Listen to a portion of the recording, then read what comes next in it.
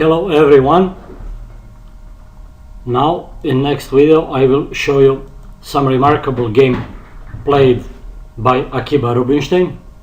He played as white against Grigory Levenfish. Game was played in Carlsbad 1911. Rubinstein started with d4, but after e6, e4 game was switched to French defense. Knight c3, knight f6 and bishop g5.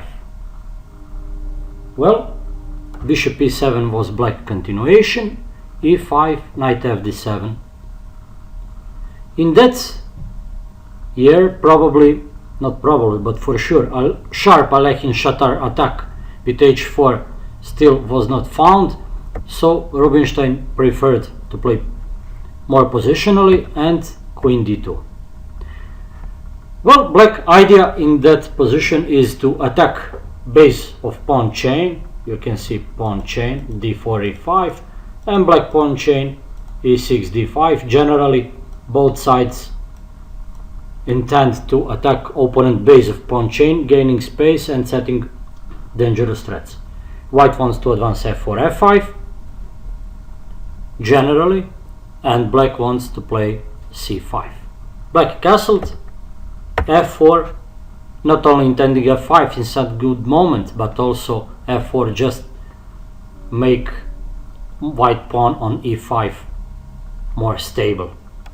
c5, knight f3, and now very risky decision f6. Of course, in many various French positions that is typical attempt to crush white pawn center, but in that position simply knight c6 should be preferred.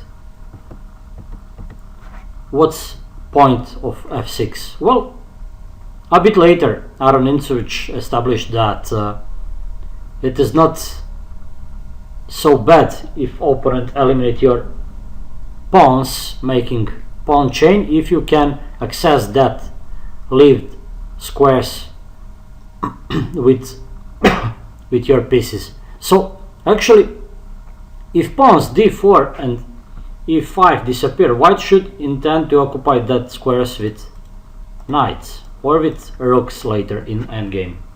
Let's see what happened. Something similar happened later. After f6, there are threats on f file. White decided to take. There are many possibilities, and simply knight queen f6 happened. g3, let's say, only move. Knight c6, and white combines offensive and defensive. So after long castling, not only king goes to safe zone, also rook goes to center and protects pawn on d4. Well, what can black do? Black continues with a6. Other possibility can be, for instance, c takes d, knight takes d4 and knight c5, with idea to advance e5 in some good moment after knight e4, for instance. Or with idea to force white to take knight c6 in some moment, b takes c6, and e5 will open bishop c8. That will lead to completely different type of position. Black preferred a6, which is not so bad simply. Bishop g2. What's idea? Generally, first idea of that move is finishing development with idea to bringing rook to center after rook he1, and also bishop g2 targets pawn d5. Maybe later knight can be sacrificed with check from bishop d5 to king g8 and attacking rook a8, or knight c6 if pawn b5 disappears. Also, in many positions, that bishop will defend knight f3, making some shot e5 useless. And also, even if black advance e5 any moment, that bishop targets d5, making dangerous threats. Black played knight b6. Idea is clear, knight c4, organizing pressure on queen side. And now Rubinstein played his only bad move in that game. He played rook he1. That's mistake, but why? Well, simply white should go for d takes c5, perfect move. And if black goes for natural move, knight c4, queen c2, queen f2, sorry. After queen f2, as you can see, b5 is forbidden because c takes b en passant, and pawn stays on b7, keeping b file closed. Bishop cannot access that long diagonal, and white can build his initiative later after knight d4, maybe with or without b3, rook h1, attacking e6 step by step.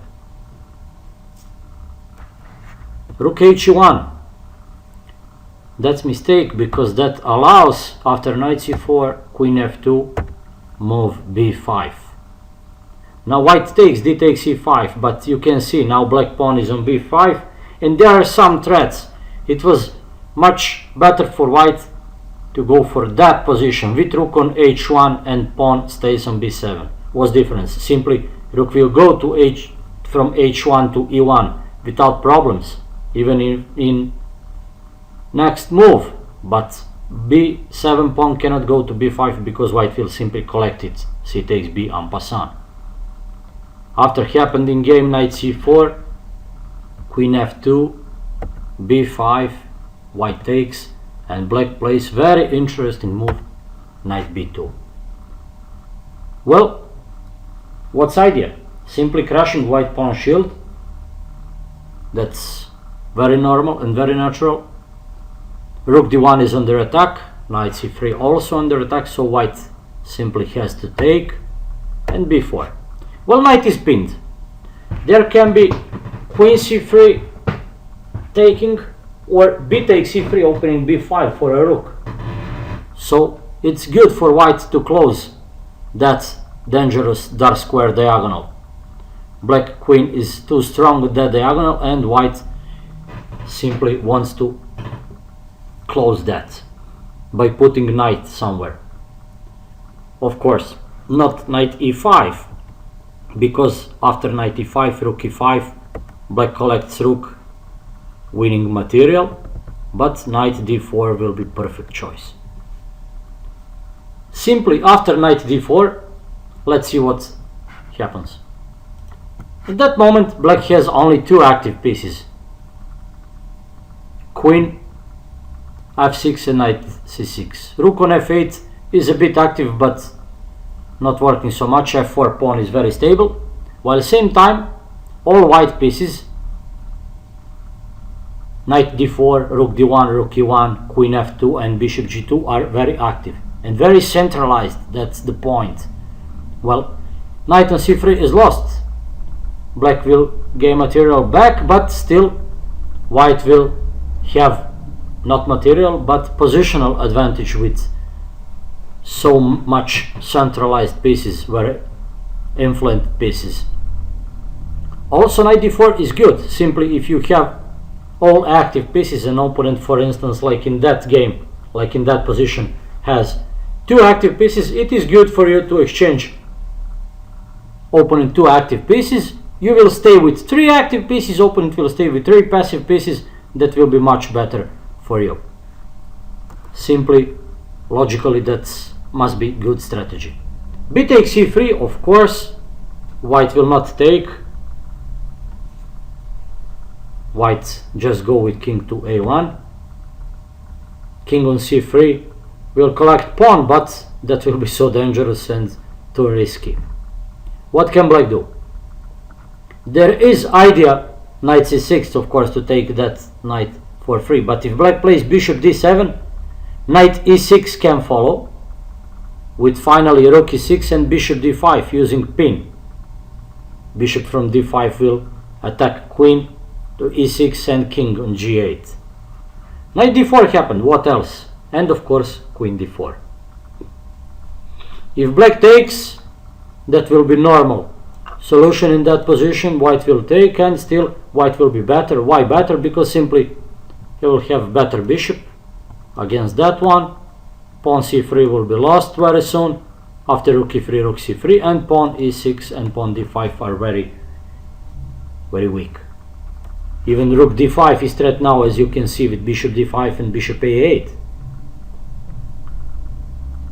So still queen d4 wasn't played, rook b8 happened. What now? Idea is clear of rook b8, rook b2. Queen c3 is impossible because queen from f6 defends that pawn.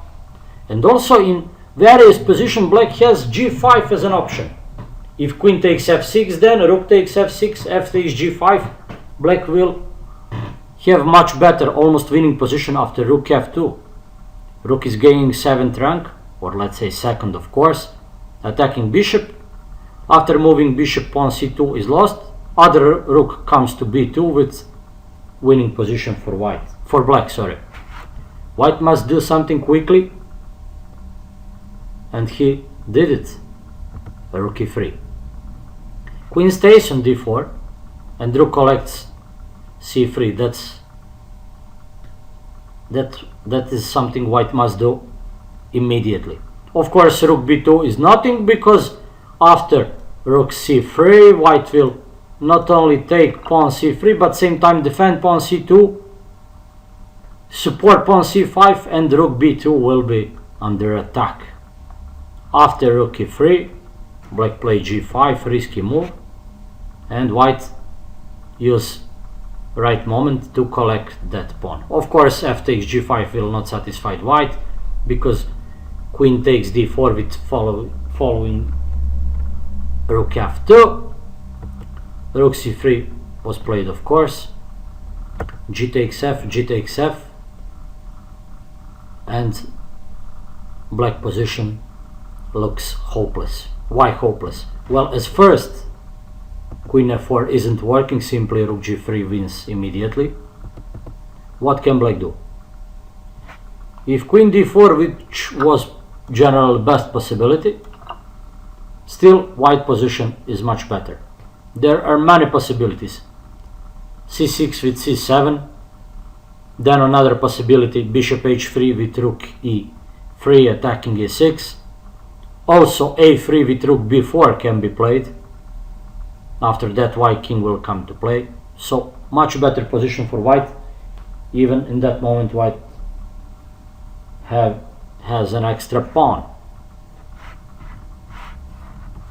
After g takes f4, black decided to play bishop d7, and after that white simply realized that huge advantage. c6, queen takes d4, rook takes d4, and bishop e8. Now once again all black pieces are kicked, all black pieces are on the last rank, 8th rank, all white pieces are perfectly placed, all rooks on dark center, completely safe position for white rooks, and white goes for decisive attack. Bishop h3. If bishop f7, simply c7. If rook f6, once again c7. Black play rook c8, and now white uses that powerful bishop, and rook d5 ends the struggle. If e takes d, bishop takes c8, and after moving bishop somewhere, pawn c will promote. Black tried with rook c7. Of course, not rook c7, e takes d5 with chances for a draw, but simply bishop e6. Intermediate check. Black is forced to take that bishop, and rook takes rook on c7. White will be exchange up and also 2 pawns up, and black decide to resign in that moment.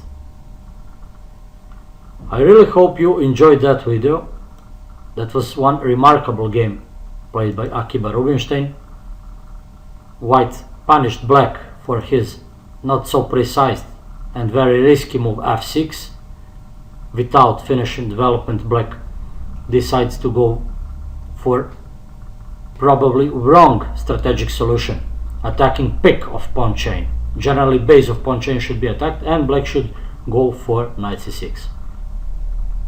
Later white found perfect possibility with knight d4 to block diagonal, to eliminate all threats, to exchange all opponent active pieces, well, knight on c6 and queen of f8, and transfer his material advantage into positional. You could see how white always centralized pieces. During all game white had centralized pieces. Well, white centralized pieces simply easily defended white king. Black started to attack without several conditions. Center was not closed. Black wasn't better in center, and simply black's side attack was wrong solution.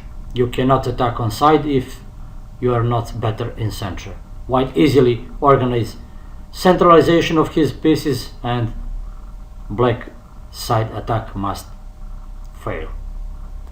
Once again, hope you enjoyed that video, and see you soon with new material. Bye bye to all.